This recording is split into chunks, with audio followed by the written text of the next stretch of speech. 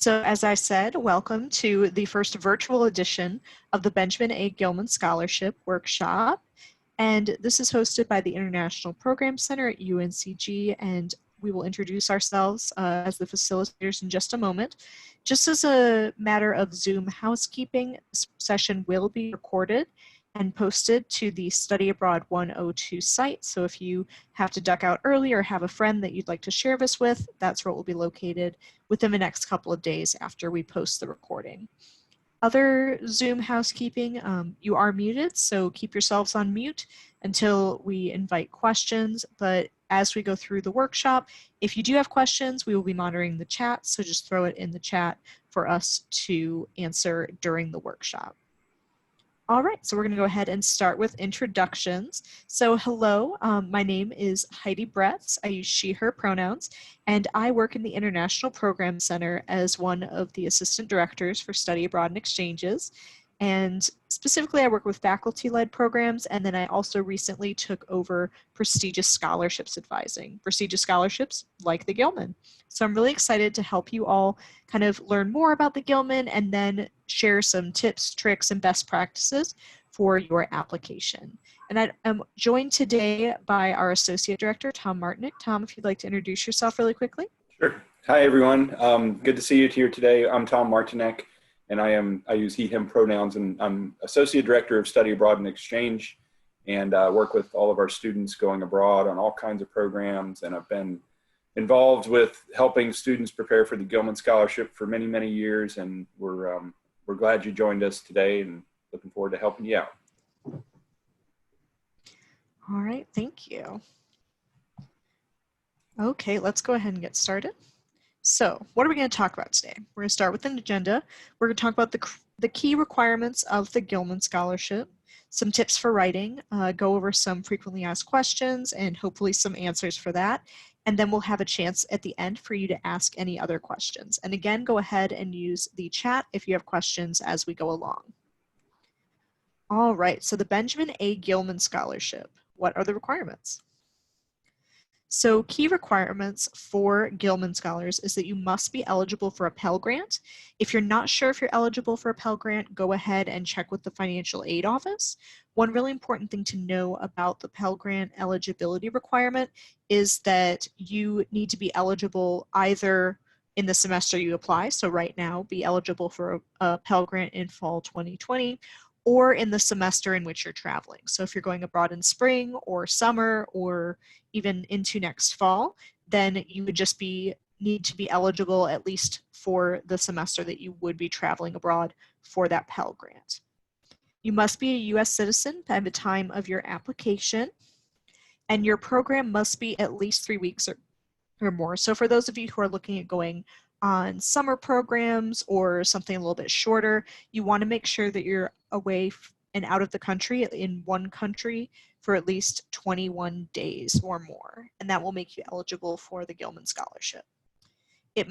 Your program must earn academic credit. So if you're doing an internship or a service learning program, just make sure that it has a credit component attached, because that is what will make you eligible for the Gilman Scholarship.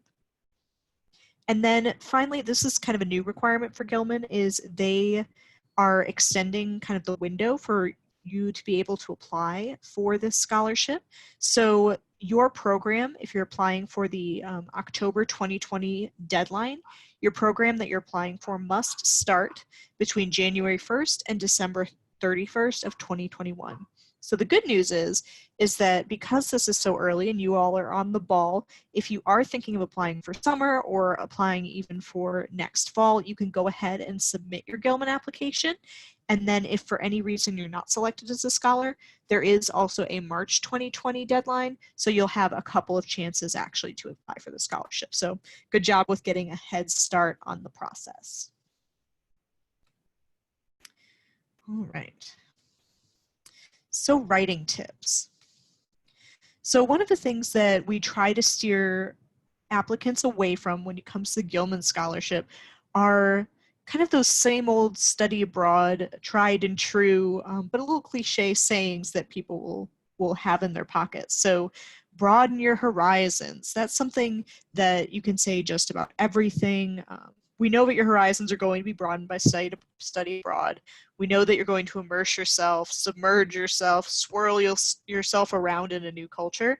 These are things that you don't necessarily need to put in your application. We would actually discourage you from using kind of those cliched terms, because this application, the people who are reviewing it are study abroad advisors like myself, like Tom, all of the folks on our committee, on our advising staff are actually certified Gilman advisors. They're very familiar with this process. So you don't have to sell us on the idea of study abroad at all. We're on your side. We want you to go. And so this is more about getting from those kind of broad strokes of study abroad as to why this specific program is really good for your specific needs. So the key to Gilman and to really any kind of prestigious scholarship is going to be being specific. That specificity is what we're looking for. So we want you to tell your story, and the place that you do that is the statement of purpose. So that's kind of the body of your Gilman application. And then I just saw we had a question come up in the chat. That's a great question. Do you get to choose where you go? Yes, you do. So the Gilman Scholarship can be applied to any study abroad program that is credit bearing. So if you wanted to go on a faculty-led program, say go for summer in Spain for 5 weeks next summer, if you wanted to go for a full semester to, I don't know, Mannheim University, all those would be locations for study abroad.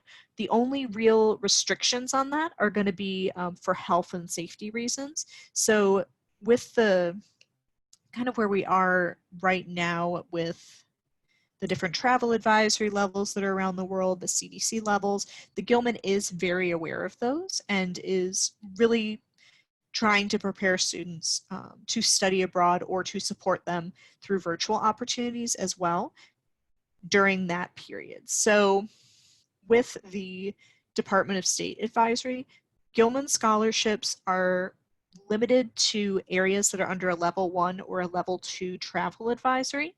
In non-corona times, that would be most of the countries that UNCG would consider safe as well for you to study abroad in. So that would be like Europe,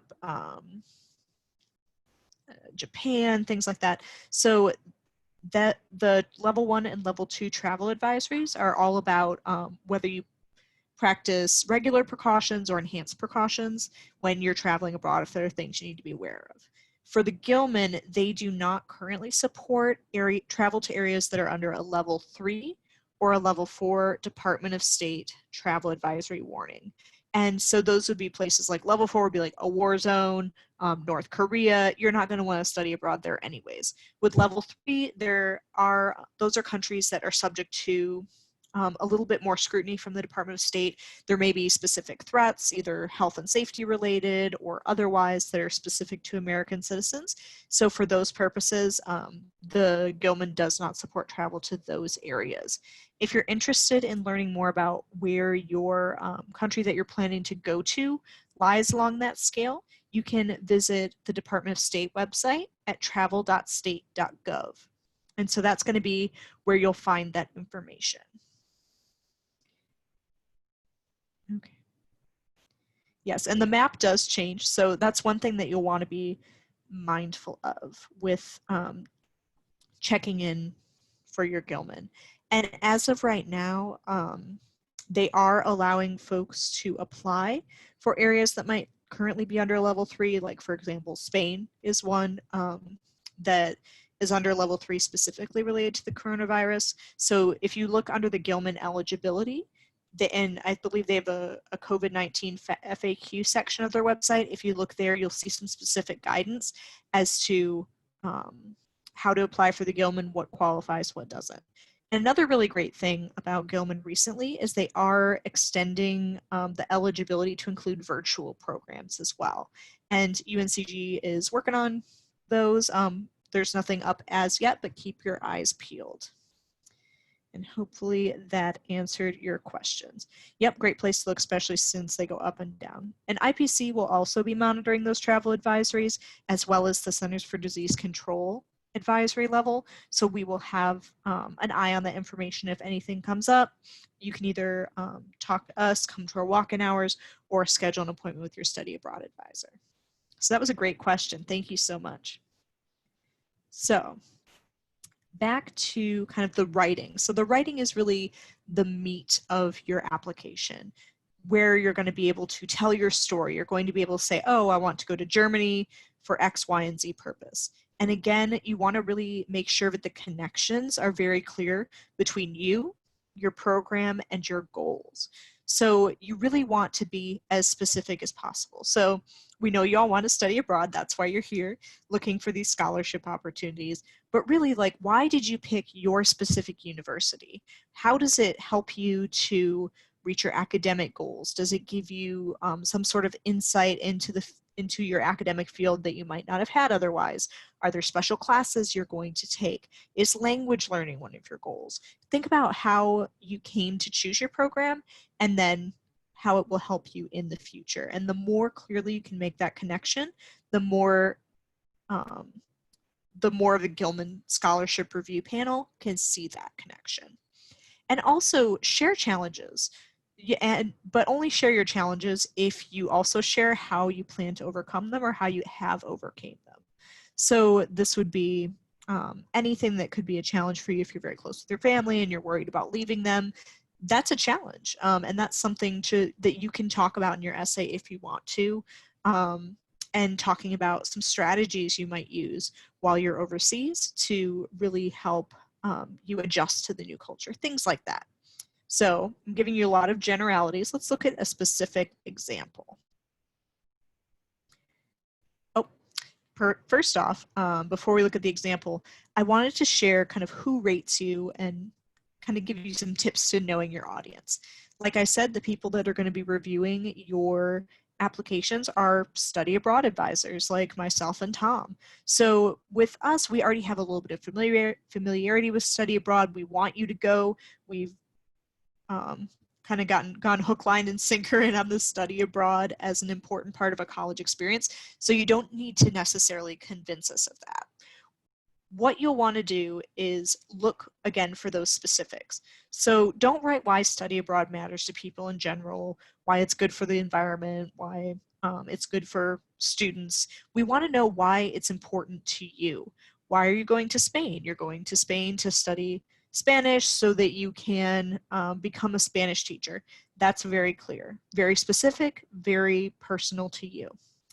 And also, how is your future going to be better because you are studying abroad? What is the impact of this scholarship going to be on you? If you're an art history major, for example, will going to Italy help you be more competitive in your grad school applications? Things like that. And again, like, I'm just giving some specific examples, but it'll all depend on what your specific goals are and what your specific story is that you're telling. All right, here we are, 2 examples. So this is a real first paragraph from a Gilman Scholar winner who went to South Korea. So I'll go ahead and read it for you since the print is a little small. Education has been a set passageway for my family. For as long as I can remember, education has always been encouraged and emphasized. My older brother graduated from Appalachian State University with a Bachelor of Science degree in biology. One of my sisters graduated from the University of North Carolina at Greensboro with a Bachelor of Science degree in business administration. My other sister is currently enrolled at Catawba Community College for Associate of Arts degree. And then on the highlighted part here was what really stuck out to us looking at this from the lens of a Gilman reviewer. As for me, I felt stuck inside a mason jar. The lid is my limit. It is expected of me to follow the same paved roads as of my older siblings. And then they go on to talk a little bit more about their specific plans, their financial needs, but then also in the end, it talks more about that mason jar metaphor, which is a really powerful picture that really helps the Gilman panelists to see where you're coming from and to really get a good illustration of your story. So at the end, it says, I was stuck inside a mason jar. The lid was my limit. Repeating that again. Now, I beg to differ. I will open the lid, step out of my parents' comfort zone, and create a new path for others to follow. So that's something that's really compelling, is kind of what that impact is going to be. So for this student, the impact is that they're going to step out of that mason jar and that they're hoping to help other folks access study abroad as well, which is one of the things that Gilman looks for. So this student was awarded a Gilman. This next scholarship applicant was not awarded a Gilman, but they were applying for the same country, same semester. But theirs is a little bit less clear. It's a little bit, it doesn't have that strong visualization impact that the first one did. So my name has been removed, currently in your second year of college. I chose to go to this university because I had family here. After my first semester, I was pursuing global health with my master's degree, but I need to travel now because there's a strict 2-year course pathway that starts at the beginning of my junior year. Therefore, I can't travel later, which, I mean, that is a solid reason why you might want to go abroad during a specific semester. But things that are missing from this person's application is really kind of talking about overcoming those obstacles, about how it connects to their goals, about their host location. So really, it's a solid paragraph, but it really doesn't speak to some of those storytelling elements that are really important. So, okay, I see we have a couple questions in the chat. Yeah, the last sentence threw him off as well. Yes, I agree. If you have multiple equal reasons, would it be good to mention the reasons or to pick one?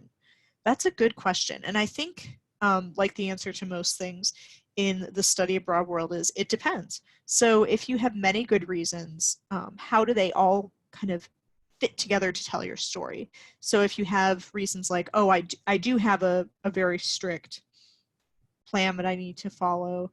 I'm in the honors college, so that's a requirement for my major, and I want to make sure to strengthen my French language abilities. So that's something where you might want to communicate all of those different reasons. But again, it's about the story you tell. So if you are, let's see, a pre-health major or pre-nursing major in the honors college trying to learn French, then I would talk about how going to Angers, for example, would help you to satisfy your honors requirements, increase your French language proficiency, and study abroad before you get into that kind of more structured degree plan. But more than that, just because it's a requirement, that in and of itself is not necessarily the most compelling reason, but thinking about, oh, so the reason that I'm doing this and the reason that I want to work this into my academic plan, even though I know that it's tricky, is because I want to go work in Francophone Africa with Doctors Without Borders. There you go. That's your compelling reason. That's your impact. That's what this is going to be preparing you for. And it doesn't necessarily have to be that big, grand. I mean, I'm not working for Doctors Without Borders, but something like that, where it's like you can communicate why your reasons are for studying abroad in a certain semester, but how that will make an impact on your future. Hopefully that answered that question. And yes, telling a story in your own voice and style.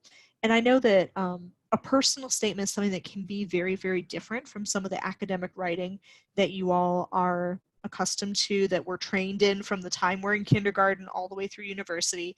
So that's one of the things that we actually suggest you do, and that's one of the things that the successful applicants for Gilman do, is to use the Writing Center, and usually more than once. And the Writing Center has some really great resources for writing a personal statement, for finding that personal style and that balance of kind of the personality with the academic, with the professional, and they can really help you kind of figure out what your tone is and how it fits into your Gilman application. Plus, they can help you with structuring and grammar and all of that. So definitely using the Writing Center, using their resources. They do online appointments, so definitely hit them up. Research the Gilman before you start to write. The Gilman asks very specific questions, and one of the biggest things that can kind of knock you out of the process is not answering the question. So make sure you know what the question is before you start writing. And starting well, capturing the reader's attention, using an anecdote or a metaphor can be helpful. Not necessarily every essay needs to have that, but definitely you want to capture your reader's attention within that first couple of sentences. Research what is unique about the study abroad opportunity and focus on the impact for you and how it relates to your goals. So if you were going somewhere and they have a service learning component and you want to go into public service or teaching or something like that, what makes that so unique, and how does it relate to your goals, and how will it impact your study abroad experience? Leave time to reflect and revise. That's one of the best things you can do for yourself. One is use the writing center. 2 is answer the question. 3 is give yourself enough time to really think through what your goals are, what you want to communicate, and then to write all that out and revise. And all in all, we find that successful applicants will invest about 6 hours of their time in forming and writing their Gilman application. So those are things that successful applicants do. And things that successful applicants do not do include recycling their IPC application essay. We did read those, they were awesome, but the questions that you answered in the IPC application essay are very different to what the Gilman is actually asking for. So a lot of the times, even though there may be some great stuff that you put in that IPC application essay, it doesn't answer those questions quite as well as you would need to for the Gilman Scholarship. Don't give up on the Writing Center if your first, and will this PowerPoint be up on the Study Abroad Canvas? Yes, we will post the PowerPoint and the video. Thank you for that. And so, not sure what that's doing. All right. Sorry about that. Okay, you're welcome. So don't recycle your application essay. Don't give up on the Writing Center if your first interaction is a little bit mediocre. So sometimes it depends who your reviewer is. You might click, you might not. The style might be different that they're looking for or recommending as opposed to what you did. So just make sure that you're really investing your time and energy into using the Writing Center, because they do have a lot of great resources. But also, don't do everything in one sitting. Like we said, give yourself time to reflect, revise, to go away for a couple of days, come back to it. That'll give you a little bit fresher perspective and help you to see it with new eyes each time you come back to it. All right. And how long does the essay have to be? Tom, do you know the character count offhand? Yeah, I'm looking at it actually. So it's 7,000 character, and the key word there is character, right? Not word, characters. Yes. 7,000 character limit for the statement of purpose, which is about 1.5 pages, single spaced in a Word document. And that's for the statement of purpose essay. The community impact essays have a 3,000 character limit each. And then if you do the critical language essay, it has a 2,000. And all I'm doing is I'm reading it right from the website. So make sure you go to the Gilman website and check out that. Yeah. That's what it says. And there are, and asking about the scholarships, I guess since I'm still rambling. No. Sure. Yeah, there are a lot of scholarships available. I don't know if this gets to your question. Heidi, you know better because you were on the review committee, but they don't even look at what school you're from when you review when they review your application. So it's not like there's only 10 scholarships for UNCG and we've got 30 people applying. So I don't know if that gets at the question that. Yeah.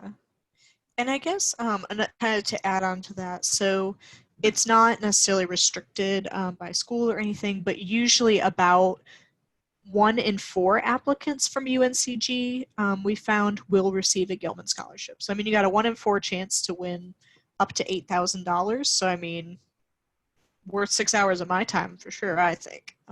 So definitely give it a shot. We're happy to kind of help you with this. This will be posted to the website, the Study Abroad 102, and we'll have that available for you. But it's definitely something worth putting time and effort into. And some things that we're finding that students really get value out of is not even like, it's not just about the money. It's also about kind of learning about yourself through the application process, as corny as that sounds. but really kind of figuring out your clarity of purpose, the reasons you're studying abroad, and learning how to write a really persuasive essay. Those are skills that are going to be applicable in a wide variety of settings. So if you're thinking of applying for grad school, if you're applying for jobs, like these are all things that you're going to need to learn how to do anyways. So why not learn them while applying for the Gilman? Okay, see, we have another question in the chat. Yes, so if you receive other financial aid such as guarantee, are you still eligible? Yes, you are eligible for the Gilman as long as you are eligible for a Pell Grant. So if a Pell Grant is part of your application or your financial aid package, you're eligible. And if you do get to a point where, for instance, you have a guarantee, which congratulations on that, if you get to the point where the amount of your scholarships, aid, loans, all of that in the Gilman kind of puts you over your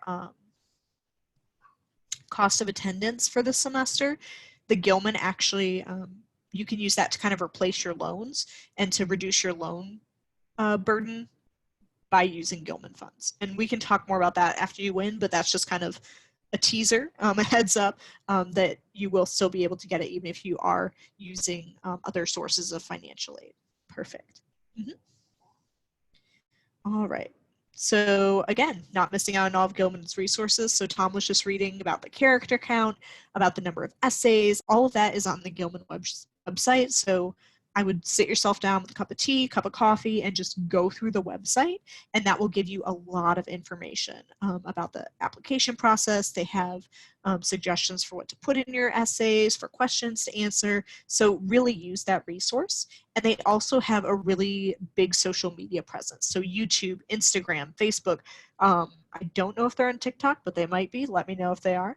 Snapchat, things like that. But look at that, those different resources, because they have videos on what makes a good Gilman application. They'll have information from alumni, from other scholars. So really kind of delve into that and use the resources that are right there at your fingertips. And also, don't psych yourself out. Like it sounds like a really overwhelming process, but really, if you take your time, if you can articulate your story, and you put in your work, you've got this. We have awesome students, and if you're applying for study abroad and you're at UNCG, you're already an awesome student. All of our UNCG students are awesome. So with that, like, you've got this. You've got this, and we're here to help you as well. And I think one other thing about the Gilman that folks usually ask is about GPA requirements. For the Gilman, they actually don't have a GPA requirement. So this is not something that's reserved for 4.0 students. They're looking at,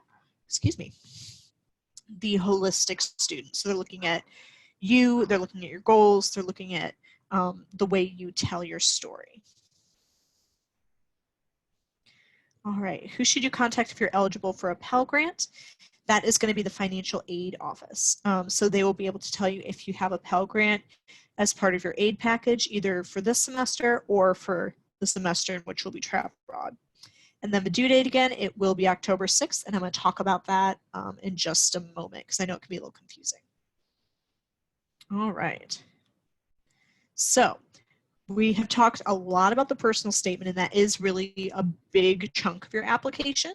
So within your application, there are two main essays: your personal statement, which is what we've talked about already, and the second one is a community impact essay. And again, like we said with our last tip, don't psych yourself out. This is not something that necessarily needs to be earth-shatteringly creative or like have this gigantic impact on your community.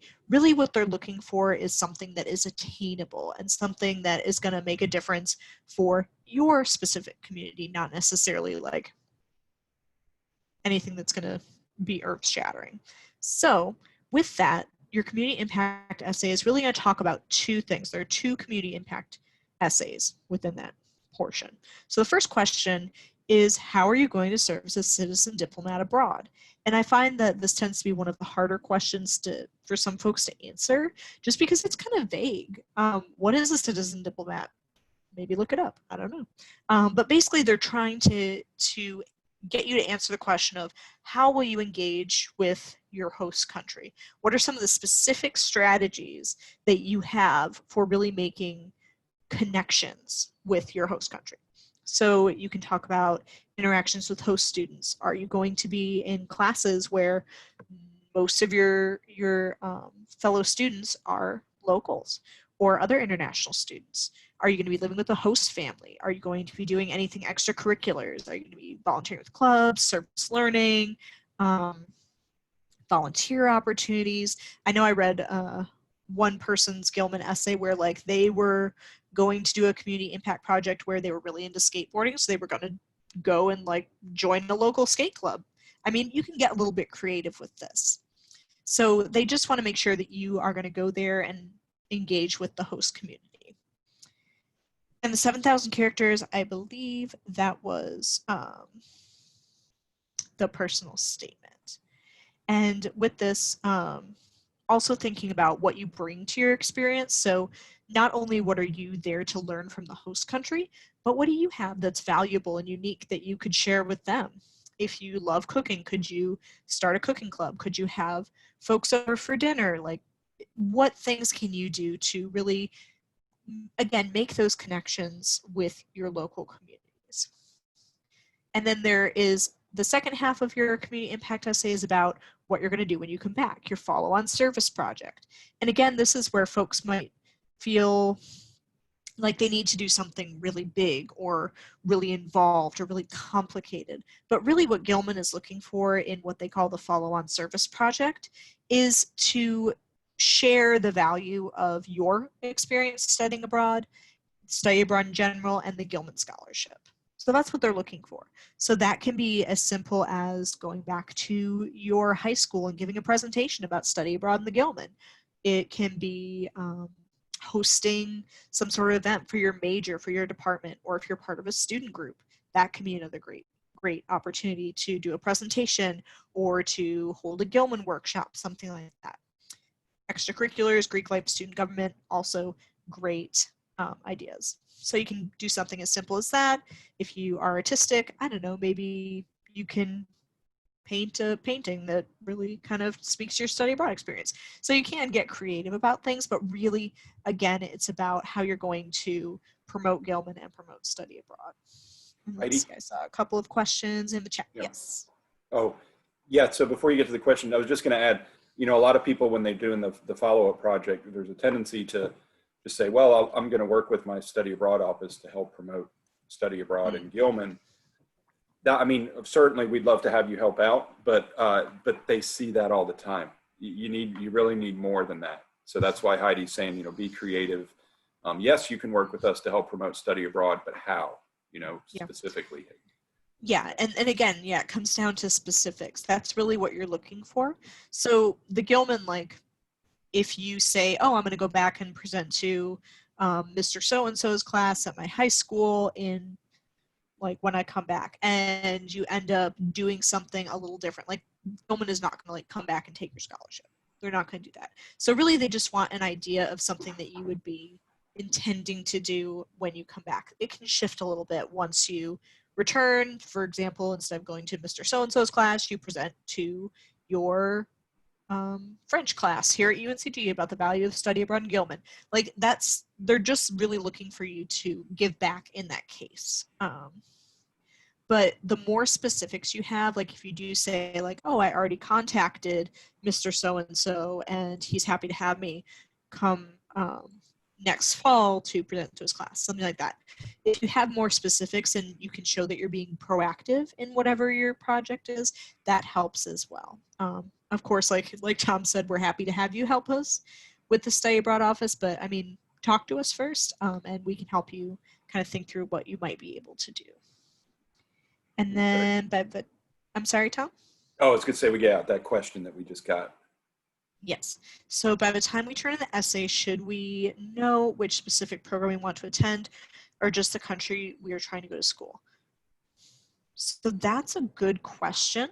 The reason I hesitate is because the Gilman recently changed kind of how they do their study abroad cycles for applications. So as we were talking about earlier, the October 6th deadline is for programs that run anywhere from January 1st to December 31st of 2021.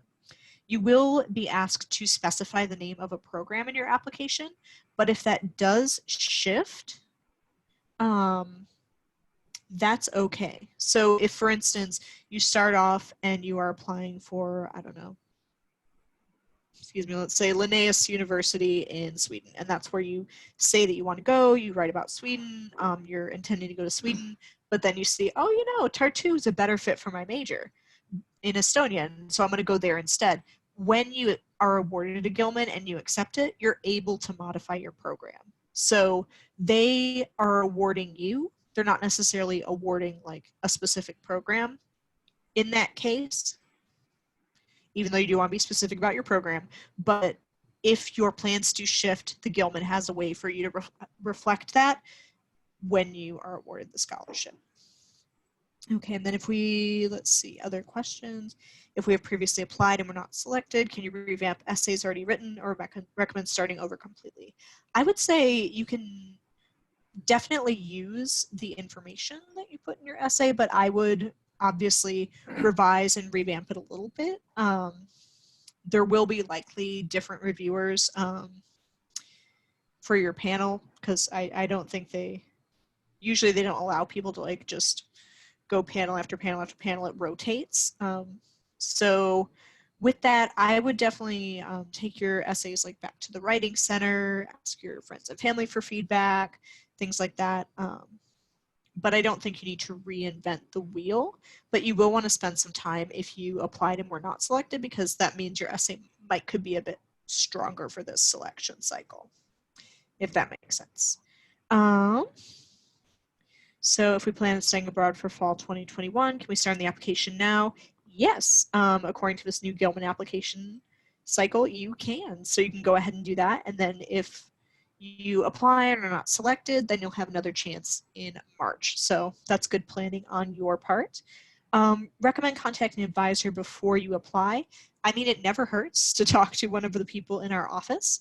We do have meetings that are available usually in the afternoons, but you can schedule a meeting with any of our study abroad advisors and we can help you get started on the application.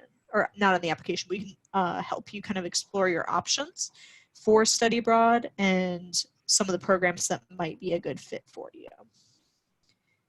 So I would probably recommend talking with our office before you apply, but you can go ahead and like start that application and then just make sure you come and see us before it's due. We do have that drop-in hour every day from 11 to 12 too. Yes, and I will share the link for that at the end of the presentation. Wonderful. Okay, great. All right, so community impact essays, done. All right, we are on the home stretch. So with the Gilman application, there are some things that are obviously frequently asked questions, and one of those is budget. So I know with the Gilman application, the essays are the main component, but there are also some short answer questions. One of those is going to ask, what is the estimated cost of your program? How do you get to that? So we've put together just kind of some formula sheets for you. Of course, it will depend on your specific program, where you're going, and many other things as to what your specific costs will be, but this will give you a good estimate. And so if you're planning on a summer program, those ones are going to be a little bit more variable than our semester-long programs, because the tuition, the housing, the meals, those are all going to be specific to the program.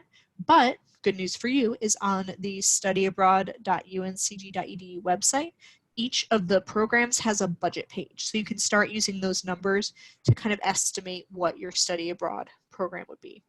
When you're talking about airfare, that's not something that is included with a lot of programs. You will be responsible for securing that yourself. When you're looking at flights, do not underestimate, because if you underestimate, like, this is the number the Gilman is going to use to kind of evaluate how much they should award you. So put in every cost you could think of, basically. I mean, within reason, like, don't grossly overestimate, but try and give a good, reasonable estimate of what your study abroad program is going to cost.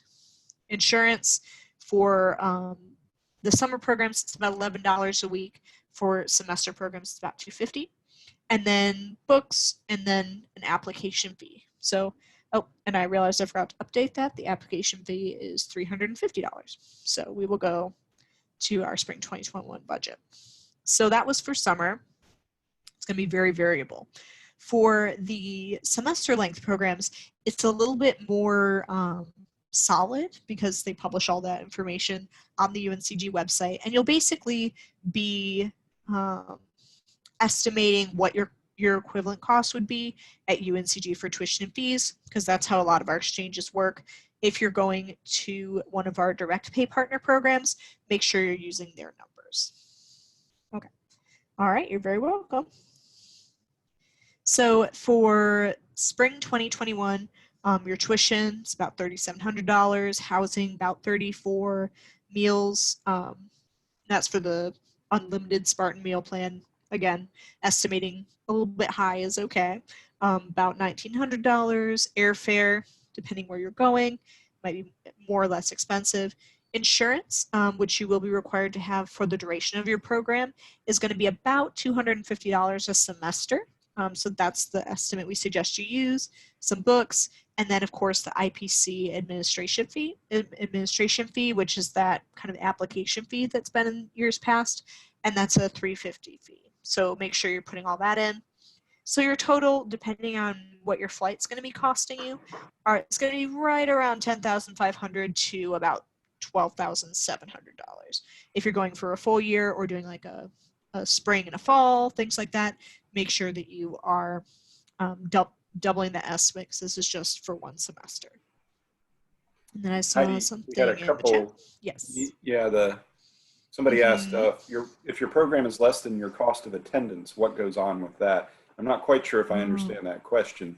If your program is less than your cost of attendance. So, yeah, I'm trying to think what you would mean. Yeah, I'm a little bit confused as to what you mean by that. Let's see.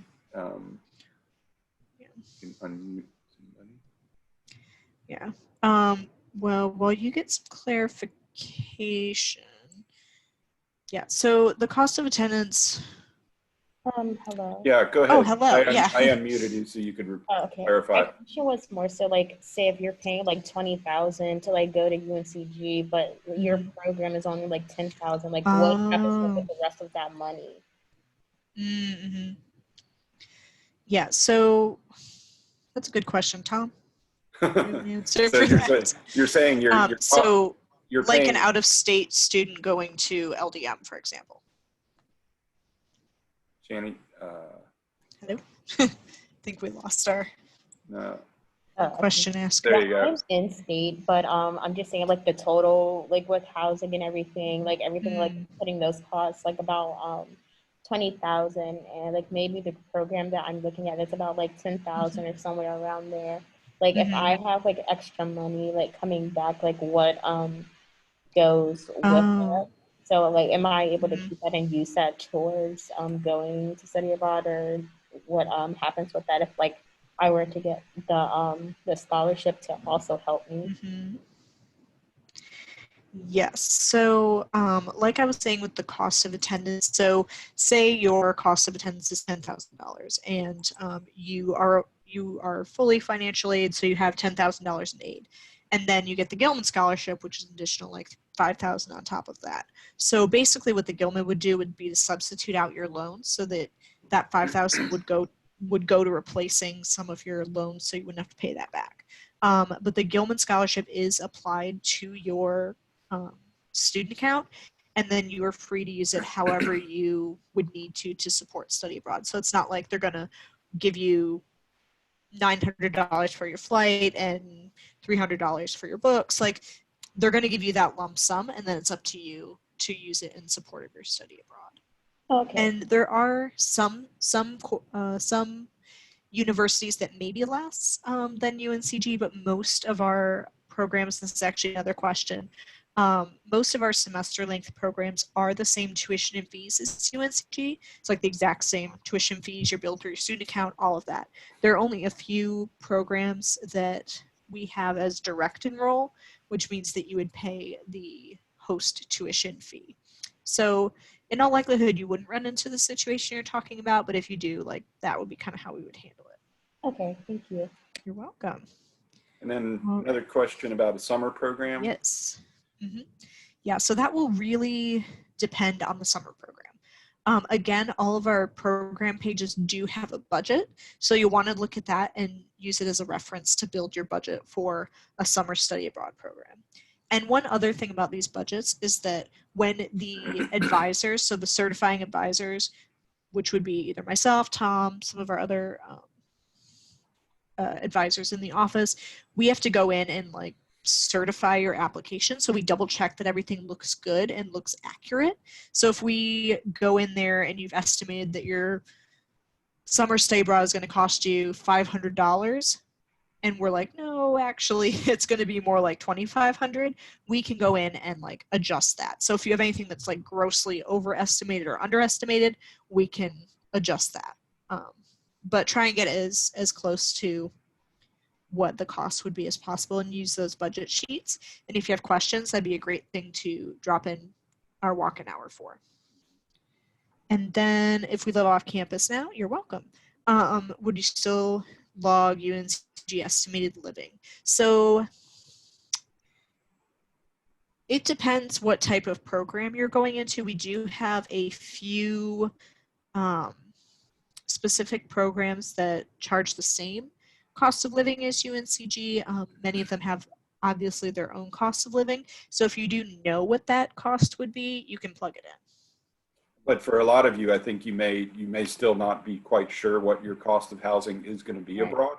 That just may be information that hasn't been available to you yet. And that's why I would use the figure that Heidi, suggested in the slide as an estimate. And there oh, go ahead. Oh no, go ahead, Tom. I was just saying we did miss another question. Oh, we did? Yeah, so if you're going on a semester exchange, this is Alexander. The question for study abroad in general, we pay UNCG tuition and the cost of study abroad, right? So for semester exchange programs, which I think a lot of you probably are trying to embark on, you're paying UNCG tuition to UNCG at your UNCG tuition rate. The cost you're paying out of pocket are going to be like housing, meals, airfare, spending money, all of that. So hopefully that gets, and then summer programs is a little bit different because everything's just packaged together and a price tag is put on it. So that's a little bit different than the semester exchange.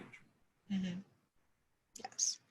Another question about living with the host family. So if there's a cost that's published that is the same, that you can use for your cost of meals and housing, you can put that in. But again, if you aren't quite sure, you can use the UNCG estimates. And we've had a couple questions asking about how do I know if I'm on a Pell Grant? You can either go into Genie and look at the financial aid tab in Genie and see where your money's coming from, or you can just contact the financial aid office. Yeah. Okay. All right. And like I said, we'll post this so you can refer back to this budget sheet because I know that's usually where we get a lot of questions. So thank you all for that. All right. So another question is they do ask you for a transcript for your Gilman application. Whoops.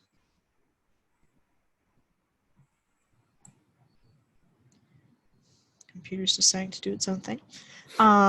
So with the transcripts, you can now submit an unofficial transcript for your application, but they do require an official transcript before you actually are awarded the scholarship. If you have already paid for a PDF, an official transcript to submit with your study abroad application or for other purposes, you can have IPC scan that as a PDF. If we have a copy of that, if not, you can scan it yourself. Oh, IPC is our office. Yes, sorry. International Program Center, IPC. Yes, thank you, Tom. Okay. Yes, but you can also use your unofficial transcript, which you would just go to Genie and you can print the page to PDF. All right, so another question is, what is my program title? So if you are going on a semester-long exchange program, your program title is going to be the name of your study abroad school and then hyphen exchange program. So University of Stuttgart, exchange program. Deakin University, exchange program. So that would be your program title. For summer, if you were going on, for example, summer in Spain, faculty-led program, you would do summer in Spain. Whatever the title of your program is, but this is specifically for the folks that are going abroad for a semester. Okay. Somebody's trying to do double duty. October 6th is our application deadline. So, program dates. So again, especially for those of you who are applying for a program that might be starting in summer or even fall of 2021, you don't need to get super exact with your program dates. It's good enough to like say either it's going to start around the 1st, the 15th, or the 30th of February, for example, and go until the 31st of June or 30th of June. I know my months. You can just use those estimated dates, and that should be sufficient for your Gilman application. All right, so deadline, and we're talking a lot about that. So the deadline for the Gilman is merciless. It waits for no one. You cannot get an extension. It is one and done. So the Gilman deadline is October 6th of 2020. Excuse me.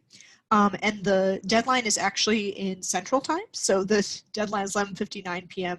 Central Time, which is 12:59 a.m. Eastern.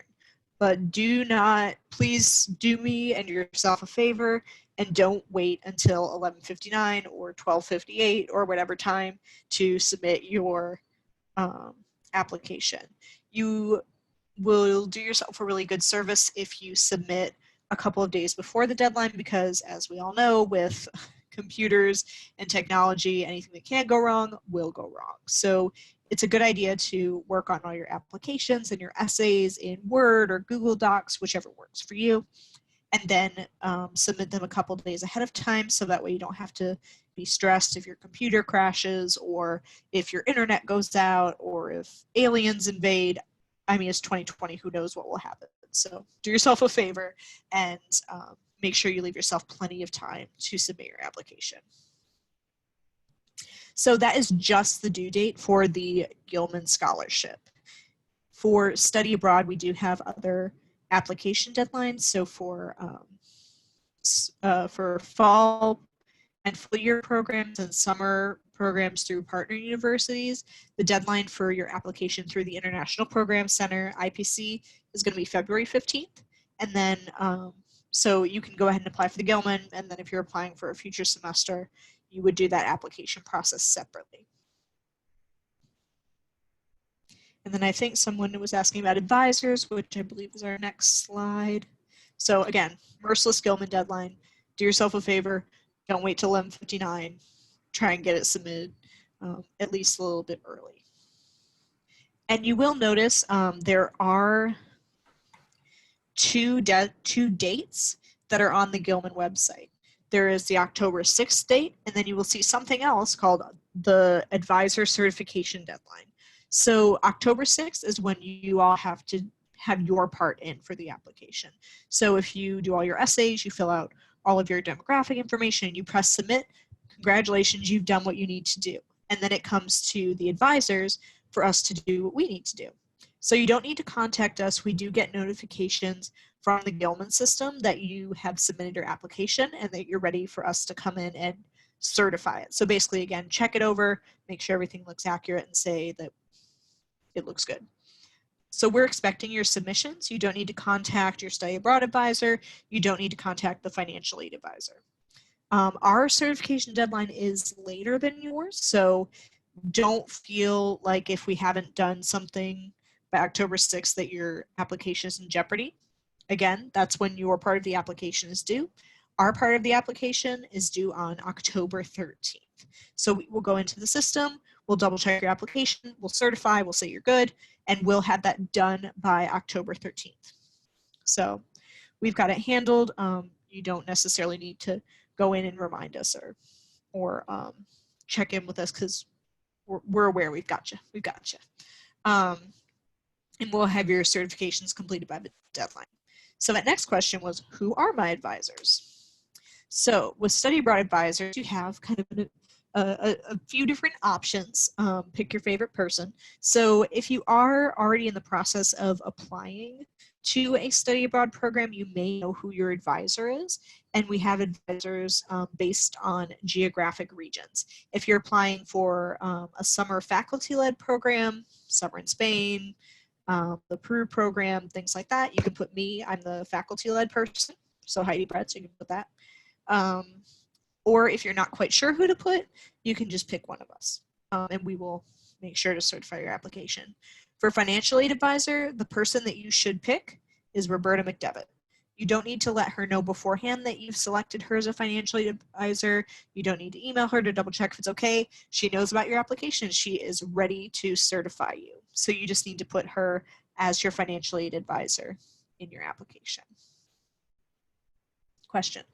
For Honors College, yes, you do use study abroad advisors to discuss options.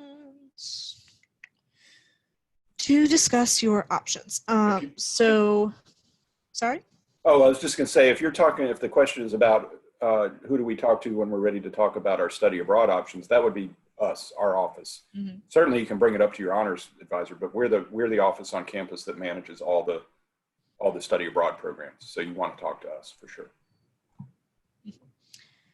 Awesome. Then if you're a freshman, how do you access your transcripts? So with that, you go into UNCG and you can get it under your student records. You can look at an advising transcript. If you're brand new to UNCG and this is your first semester, you won't have a GPA. It'll just say 0.0 because you haven't taken any classes yet. They don't know what your GPA is. So with that, you would still want to submit your unofficial transcript. It just wouldn't reflect a GPA until the end of the semester. But it does show your work in progress. Yeah, but important. It does show work in progress. It verifies you're a student too. So. Mm-hmm. All right.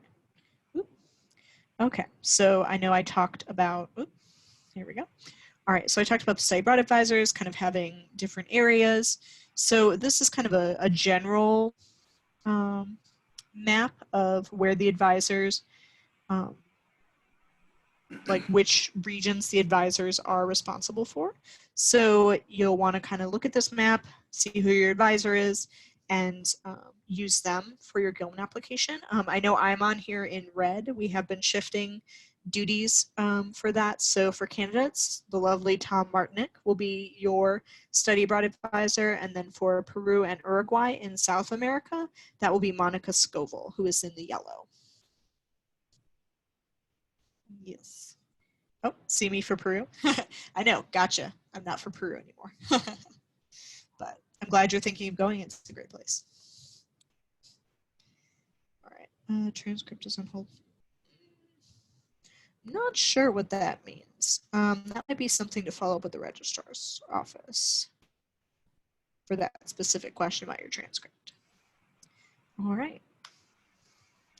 So if you have financial aid questions, like we said, you can check your Pell eligibility status on your UNCG account, or you can email financialaid@uncg.edu. And if you have any other questions, you can be sure to let them know. And then other questions can come to us. We have walk-in hours every day, Monday through Friday from 11 to 12. You can go to our link, go.uncg.edu/study_abroad_walk-in. And that will, there'll be an advisor there in that 11 to 12 hour, Monday through Friday, to answer your questions. And you don't need an appointment for that. You can just show up.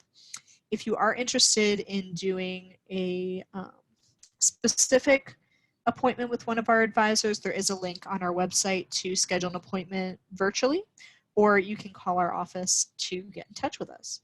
And then Tom, do you have an answer for how long or how soon do we need to get the official transcript turned in? I'm guessing you mean for study abroad. For Gilman, you can submit an unofficial, but for study abroad, I'm going to turn that over to Tom. Yeah, so if the question about the transcript is how soon do we need to get our official transcript turned in, for the Gilman deadline, you can still submit an unofficial transcript on the deadline. I believe that if you're selected for the Gilman, they're then going to ask you for an official transcript. For study abroad, all application materials are due by our deadline. And the deadline for spring 21 has long passed. So the next term that you'd be eligible for is summer, fall, or full year. And the deadline for those at our partner programs will be February 15th. Mm-hmm. All right. So that's the end of my information. So what other questions can we answer for you about the Gilman Scholarship? We have, oh, I'm actually overtime. We're 2 Hi. minutes over, but I'm happy to hang out. Yes. Hello. Okay, so my first question would be, Mm-hmm. so I get food stamps, so I was curious if, I know there's like a food plan within UNCG, so like when I go Mm-hmm. abroad, like am I gonna be able to use what scholarship money I get to buy food, like if I don't always get food on campus or something like that, or Mm-hmm. say like my host family and I don't always eat dinner or eat lunch with them? Mm-hmm. Yeah, so that will depend on your specific program as to what your meal plan will look like. So we gave the amount for the unlimited meal plan just as an estimate for our program. Some of our programs, you are responsible for providing your own meals, so you'd want to estimate what your costs for food would be. And there are websites where you can say, oh, cost of living in Mannheim. What can I expect to spend on food per month? What can I expect to spend on rent per month? That sort of thing. And you can use those numbers to help calculate. And like we said, we'll also give you kind of our best estimate on the budget page for each website. And if you do receive a Gilman scholarship, again, that comes to you as kind of a lump sum, and then you can use it to help with food, to help with books, whatever you would need that for. Okay. Does that answer your question? Yes. And then I have two more questions. Another one would be, Sure. so I'm really big in my faith. And so if I were to Mhm. mention that within my essays, would they, I don't know, like have like a bias towards that or something like that? Like that they don't want this person to go down there like saying all this other stuff. I don't think it would necessarily bias the panelists like for or against mentioning how strong your faith is. What I would kind of challenge you to think about is how that affects your study abroad. So, for instance, if you are studying abroad in Italy because you're a practicing Catholic and that's kind of the most, like the head of Catholicism, the Pope, is in Vatican City, so that's why you want to go to Rome to really steep yourself in that history, then like that to me is a compelling reason for study abroad. But if you're like, oh, I'm not sure what the opposite of that would be, but if it has a strong connection to kind of who you are and your personal story and your reasons for studying abroad, or as a support strategy for study abroad, so to help you get integrated, maybe you'll join a local church. That stuff is appropriate to mention. Where it might be a little bit tricky is if you're like planning to go and like proselytize or try and like convert people. That would be something that probably would be seen less favorably, but I would say that it wouldn't hurt to mention if Okay. it connects to your larger goals. Yeah, sounds good. Okay, sorry, two more questions. And so can you re-explain the format of how you want our program dates in? Because you mentioned it for Program the dates. fall and the summer, Yes. but it said like first, middle, and last, something like that. Yeah. So if you know the exact program dates, then you can put those. But if you just know that, oh, I'm going to go study abroad in Italy in June, then you can put like June 1 to June 30th, and that's fine. Okay. And then Or if you're going for a full semester from like January 15th to May 15th. okay, And that's as long as it's pretty close. gotcha. And is there like a place on the application for us to turn in that unofficial transcript? Or that's Yes. the email? Okay, gotcha. Yeah, they'll have a place for you to upload that. Thank you very much, Heidi. You're welcome. And I guess one other thing to show you all is just the Gilman website. I know, again, we are over time, but let me pull this up really quickly. Maybe. Okay. All right, I'm going to share my screen again.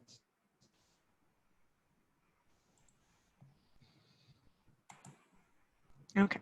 So this is the Gilman website. Maybe your internet will be faster than mine, so it will load.